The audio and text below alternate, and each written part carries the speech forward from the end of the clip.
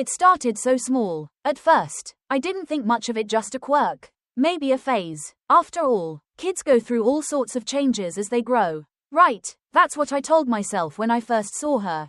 Her face flushed, a pink tinge creeping over her cheeks as she came out of the bathroom after her shower. At 14, she was beginning to understand her body in ways that both fascinated and terrified her. I'd seen it before in other girls her age: awkwardness, hesitation, a sense of self-awareness that comes with puberty. But this wasn't just that. There was something different about the way she looked at me. The way she looked away. Fast, as if she were hiding something. It was subtle, so much so that it was almost easy to dismiss. But I couldn't shake the feeling that it wasn't normal. Not the way her skin blushed so fiercely. Not the way her eyes avoided mine. "Are you okay?" I asked her one evening, my voice tentative as I set down the laundry basket. She was standing in the doorway of her room, a towel wrapped around her. The steam from her shower was still clinging to the air, fogging up the hallway. She nodded quickly, almost too quickly. "Yeah, just cold." I nodded back, though I wasn't convinced. "Well, don't stand there too long. Get dressed and come down for dinner." She smiled faintly, but it didn't reach her eyes. Her gaze lingered just long enough on me before she turned and hurried into her room, closing the door behind her. I couldn't help it. I felt a small pang of discomfort. She used to come to me with everything, whether it was school troubles or worries about the future. But now, she seemed to be pulling away from me little by little. I brushed it off. After all, she was a teenager, and I was a parent. It's what we do, right? Keep our distance, and then pretend everything's fine.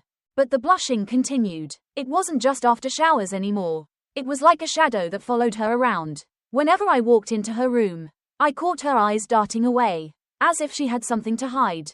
Or when I asked her about her day, her voice would falter, just for a moment, before she'd shrug and say everything was fine. It was so subtle, but the more I saw it, the more it gnawed at me. There was something about the way she was avoiding me. And not just me, she was isolating herself. She didn't talk to her friends as much anymore. She started staying home on weekends, even when they invited her out. I thought it was a phase, but the oddness kept building up in layers. I found myself watching her more, scrutinizing every glance, every movement. Then came the day I found her sitting on the edge of her bed, staring at the wall, her shoulders hunched in a way that made my heart tighten. It was late in the evening, and I had been cleaning up the kitchen when I realized she hadn't come down for dinner. I knocked gently on her door.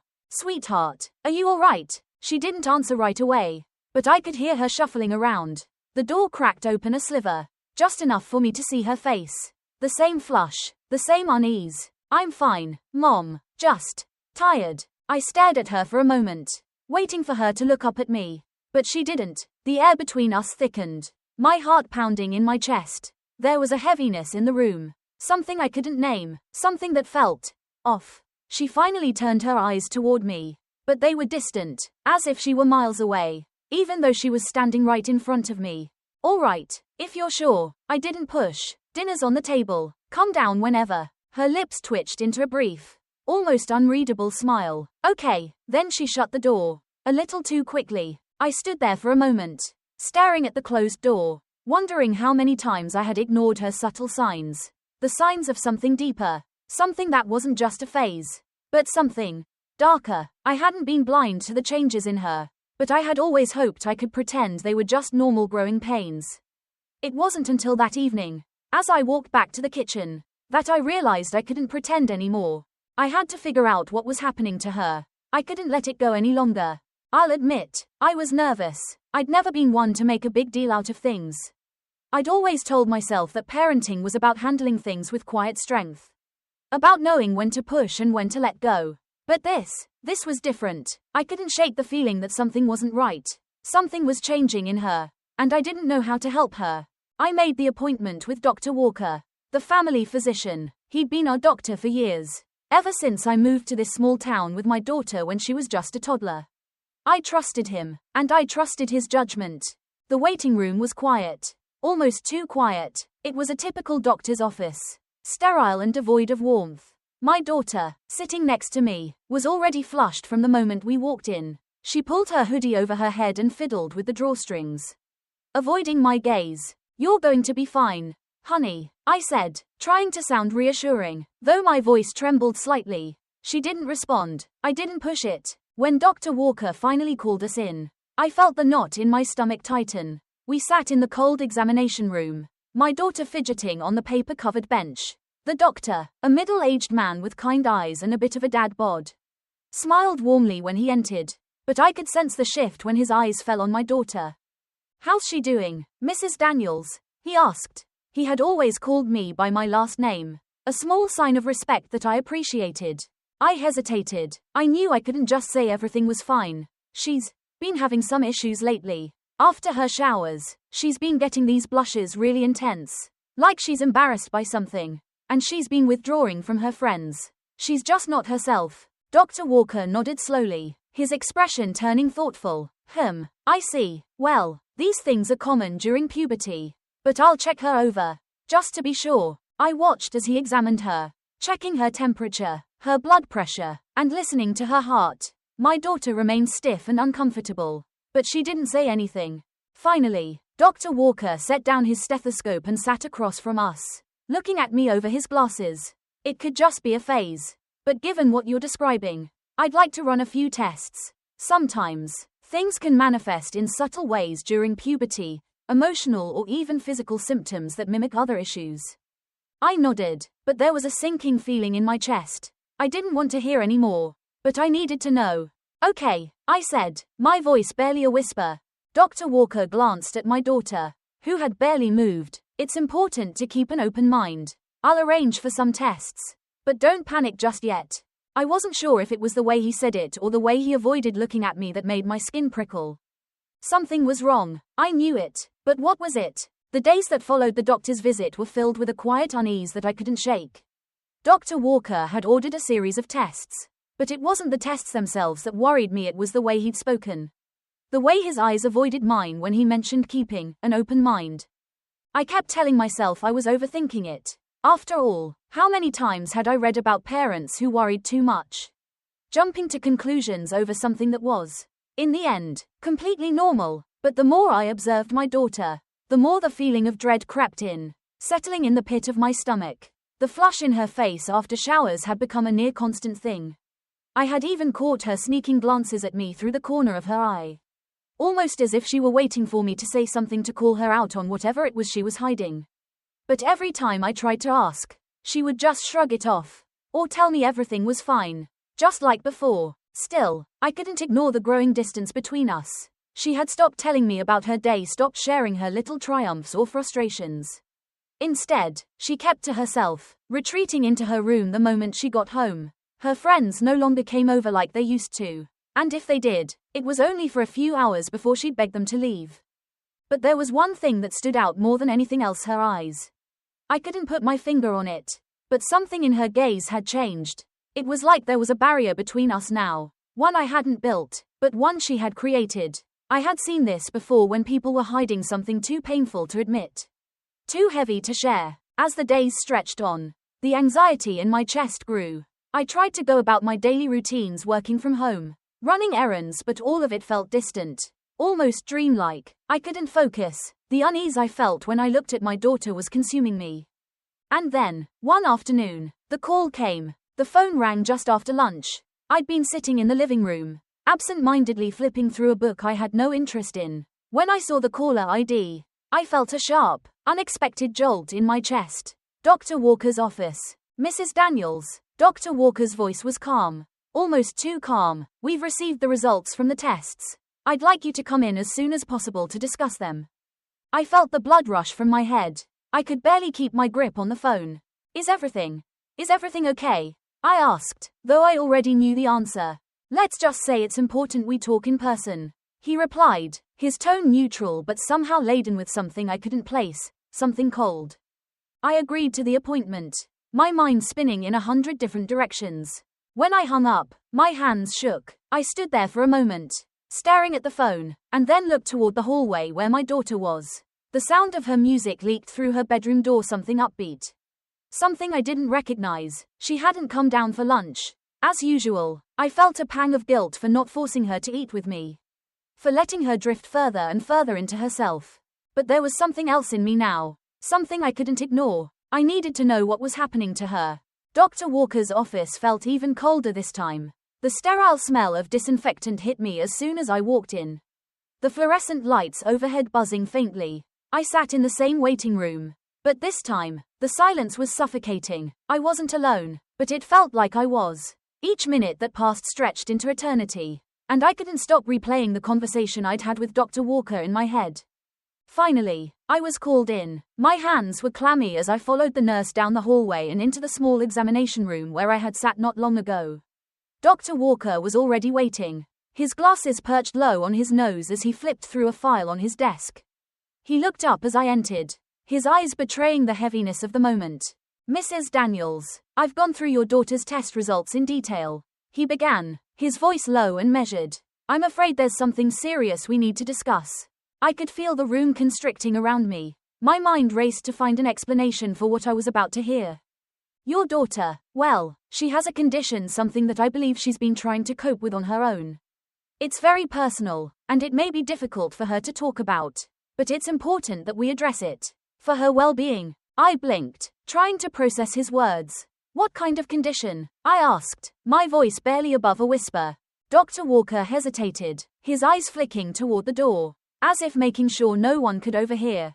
It's a psychological condition," he began, "one that's often associated with trauma. I'm afraid your daughter is struggling with body dysmorphia." I felt the world shift beneath my feet. The room spun, and I had to steady myself against the desk. "Body dysmorphia," I echoed, the words foreign and jarring on my tongue. He nodded, his expression somber. "Yes, it's a condition where a person becomes preoccupied with perceived flaws in their physical appearance. These flaws may not be visible to others, but they're deeply real to the person experiencing them. In your daughter's case, it's manifesting as an intense embarrassment after her showers. The blushing, the avoidance of mirrors, the isolation, these are all signs. It's common for those who suffer from this disorder to withdraw from social situations, fearing judgment and ridicule that's usually only in their own minds." I sat down slowly, the words heavy in my chest. Body dysmorphia. How had I missed this? How had I not seen the signs? But how does this explain the blushing? I asked, my voice strained. "Blushing is often a physical response to stress or embarrassment," Dr. Walker explained. "In your daughter's case, it's likely tied to a distorted self-image. She feels exposed after her showers, even though there's nothing physically wrong with her appearance. It's all in her mind, but it's powerful enough to control her behavior." I sat there, stunned. "So, you're saying she's been hiding this from me all this time?" Dr. Walker nodded, his expression full of sympathy. "It's common. Many people with body dysmorphia are embarrassed to admit it, even to those they love the most. It's important that we address this sensitively. The next step would be therapy, helping her to confront these thoughts and fears in a healthy way." The room seemed to close in around me. I had no idea how to react, what to say, or even how to begin helping her. My daughter had been suffering, silently, alone, and I had been completely unaware. The ride home was agonizingly quiet. My mind raced, trying to piece together everything I had learned. My daughter, suffering with something so deep, so hidden. How had I not seen it? How had I missed the signs? But no matter how much I blamed myself, the truth was there. She needed help, and I was the only one who could give it to her. When I arrived home, she was in her room, sitting on her bed with her back to the door. The soft hum of music came through the walls. I stood outside for a moment, unsure how to begin. How could I even start this conversation? How could I make her understand that everything she had been hiding, every painful thought she had been carrying around, wasn't something she had to bear alone? I took a deep breath and knocked gently on her door.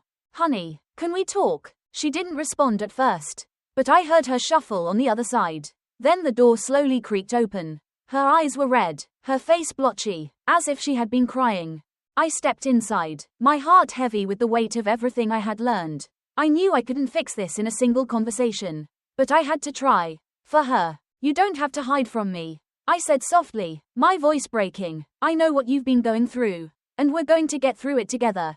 Her eyes flicked toward the floor, but she didn't retreat this time. Slowly, she nodded, and in that moment, I realized that even though we had a long road ahead of us, we weren't alone anymore. The silence between us in those first moments felt heavy, like an unspoken wall we were both afraid to break down. She sat there on the bed, her posture hunched as she nervously twisted the hem of her shirt. I sat across from her on the edge of the chair, unsure of what to say next. I knew I had to be careful. She had spent so much time hiding this from me, her fears, her shame, her pain, and I couldn't expect her to open up in an instant. The weight of everything we were about to face hung in the air like a storm cloud. But I had no idea how to let it rain. I know you've been struggling, I said gently, my voice trembling a little. I want you to know that I'm here for you. Always. You don't have to hide from me anymore. Her eyes flickered up to meet mine, and for the briefest moment, I saw something in him, something vulnerable, raw, and frightened. And then, just as quickly, it was gone. She looked away, her gaze dropping back to her hands. I don't want you to think I'm crazy, she whispered, her voice barely audible. You're not crazy, I assured her, my heart aching at the depth of her insecurity. What you're going through is real. It's not your fault, and it's not something you should have to deal with alone. Her shoulders shook slightly, and I realized she was trying to keep herself from crying, trying to keep it all together. But I saw the cracks, saw the silent tears she had been holding back for so long. Why didn't you tell me? I asked, my voice soft, almost pleading. Why didn't you let me help you sooner? Her breath caught, and she wiped at her eyes quickly. I didn't want to bother you. I didn't want to make you worry. I thought maybe if I just kept it to myself, it would go away, but it hasn't. It's only gotten worse. I reached over, placing my hand gently on hers, feeling the coolness of her skin beneath mine. You never have to do this alone. I want to help you. We'll get through this together, and we're going to start by getting you the help you need. For a moment, there was a fragile silence. Then, almost as if she had gathered every ounce of strength left in her, she met my gaze again. You think therapy will help me?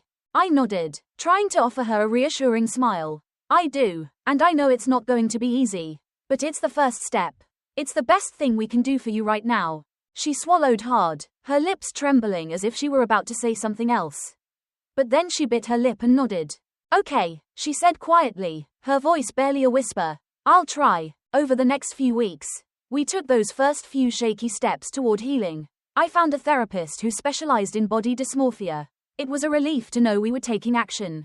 But every day felt like a battle, both for my daughter and for me. She attended her first few sessions reluctantly, but I could see small signs of progress.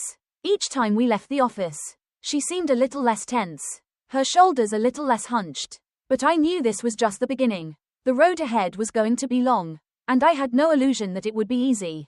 Some days, she seemed more herself. Other days, she retreated again, locking herself in her room or refusing to talk. The flushes of embarrassment still came after showers, though less frequently. I tried to be patient. The recovery process wasn't linear. I understood that now. But one thing had shifted in me during those weeks: the guilt that had gnawed at me. That suffocating feeling of failure had begun to loosen its grip. I was finally seeing the truth of the situation. I wasn't the one to blame for what she had been going through. It wasn't my fault she hadn't been able to reach out. But it was my responsibility to help her now. And I was determined to do just that, no matter how hard it was. As time passed, I began to notice something strange. The more my daughter attended therapy, the more she opened up, not just to me, but to the people around her. Her friends, who had once barely seen her outside her bedroom, were suddenly invited over more often. She started going out with them again. To the movies, to the mall, to the places they used to frequent before everything had changed. She was still reserved, but the distance between us had started to close. Then came one afternoon when she came to me with a serious look in her eyes, as though she had something important to say. I was sitting at the kitchen table, my laptop open in front of me, but I noticed her standing there, her hands twisting together nervously. Mom, she began, her voice soft but steady. I want to talk to you about something. I looked up, sensing the weight of her words. Of course, sweetheart. What is it? She hesitated, and then, with a deep breath, she spoke. I think I finally understand what happened. Why I started feeling this way, she said, her eyes looking at me with a new level of openness. It's not just about my body, not just about the way I look. It's about control. I've been so scared of everything slipping out of my hands. I've been trying to control how I look, how others see me, because I thought if I could do that, I could protect myself from everything else that felt out of control. I sat back in my chair, feeling a mix of awe and sadness. I had known that therapy would help her understand herself, but hearing her articulate it so clearly, it was like a veil lifting. She wasn't just fighting a battle with her appearance. She was fighting to regain some control over her life. And now that I've started to understand it, she continued, her voice growing steadier, I can see things differently. I'm not perfect, and that's okay. I'm still going to have moments when I feel scared or unsure. But I don't want to hide from you anymore. I don't want to hide from myself. I felt a rush of pride for her courage in facing something so deeply personal. She wasn't fully healed, not yet, but this was a turning point, a moment of growth. Not just for her, but for both of us. I'm so proud of you, I said softly. You're so strong, and you don't have to do it alone. We'll keep working through this, one step at a time. She smiled at me, a real smile, the kind that made her eyes light up. I know, and I'm glad you're here with me. Months passed, and my daughter continued to make progress. The therapy wasn't easy, there were setbacks. Days when she wanted to quit or days when she retreated into herself, but each time she came back stronger. Slowly, she began to rebuild her confidence. The blushes after her showers became less frequent. She learned to see herself through a different lens, not as the image in the mirror, but as the person she was becoming. By the time summer came, I could see the transformation. It wasn't just in her appearance, but in the way she carried herself. She wasn't perfect, and there were still struggles, but she had taken back control over her own life. And that was something I never thought I'd see. Not in the way I wanted to, at least, but in a way that was uniquely hers. One evening, as we sat on the porch watching the sunset, she turned to me, a thoughtful look in her eyes.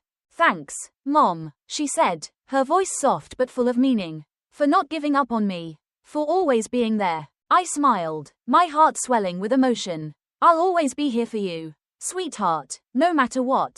The sun dipped lower on the horizon, casting a golden glow over the backyard. And for the first time in a long time, I felt like everything was going to be okay.